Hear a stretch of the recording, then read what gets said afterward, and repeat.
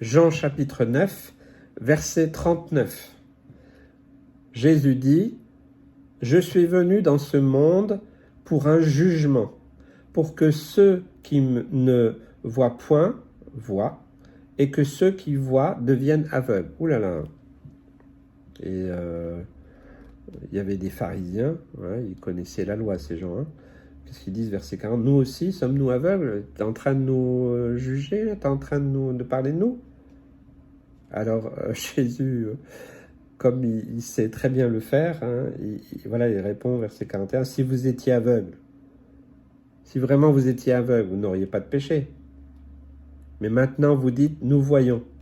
C'est pour cela que votre péché subsiste. » Là, il y a quelque chose de très clair, très simple à comprendre, je pense que tout le monde a compris.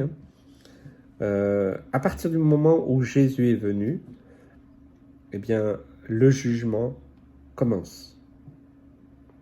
Le jugement par rapport à l'éternité. Et ceux qui voient, c'est qui? Vous voyez, parce que les pharisiens, les religieux, ils pensaient voir. Mais Jésus dit que s'ils voient, c'est que leur péché subsiste devant eux. Ce qu'ils voient, c'est leur péché.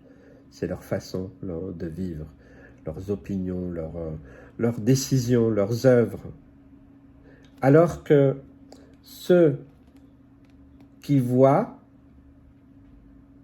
mais qui sont purifiés, sanctifiés par le sang de Jésus qui a coulé à la croix, deviennent aveugles par rapport au péché. C'est un sens très, très, très particulier, très profond. Je n'ai pas le temps de développer, mais pour moi, c'est très clair. Il y a ceux qui croient voir, mais en réalité, ils ne voient rien parce qu'ils sont aveuglés par le péché, par leur mauvaise manière de vivre. Alors Jésus dit que ce sont des aveugles. Et ceux qui sont aveugles, mais ils sont aveugles par rapport au péché. Je crois que la vie du chrétien, c'est à partir du moment où il y a la nouvelle naissance. Avant, on voyait clairement le péché. Il était dans nos vies. Il était là, très visible. Ok, ça ne veut pas dire qu'il n'est pas encore visible. Mais je veux dire à titre personnel, son engagement, son implication personnelle. Et à partir du moment où Jésus nous a ouvert les yeux sur cette réalité-là de nos péchés, alors par son sang, par la repentance, eh bien nos yeux subissent une chirurgie, une intervention chirurgicale profonde, puissante. Alors, eh bien, comme le péché est ôté, parce que c'est l'œuvre que Jésus a accomplie à la croix, alors peut-être aux yeux des hommes, nous sommes aveugles à tous ces péchés, à toutes ces choses, mais nous sommes plus voyants que les autres. C'est extraordinaire que Jésus ait pris cet exemple-là, parce qu'il lie la façon de voir ou de ne pas voir au jugement. Jésus est clairement venu pour établir un jugement. À partir du moment où Jésus est venu sur la terre, c'est parce que la mission de Dieu commençait et elle va jusqu'au jugement final. Ça vous plaise ou pas, que vous soyez pour un évangile de la tolérance, de l'amour et de tout ce que vous voulez, ok, mais c'est la parole de Dieu, on ne peut pas la changer, on ne peut pas la tordre. C'est clair, c'est net, c'est précis. Mais bien sûr, dans la grâce et dans l'amour. Et quand Jésus nous interpelle d'une manière aussi directe, c'est pour nous dire, mais attends, tu crois voir, toi? Regarde, en fait, tu vois rien, tu vois pas dans quel état tu es? Tu vois pas dans quel état de péché tu es?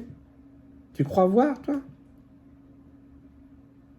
Vous voyez, c'est une interpellation, vraiment. Il s'adressait aux religieux, mais il s'adresse à chacun de nous encore aujourd'hui. Son jugement commence.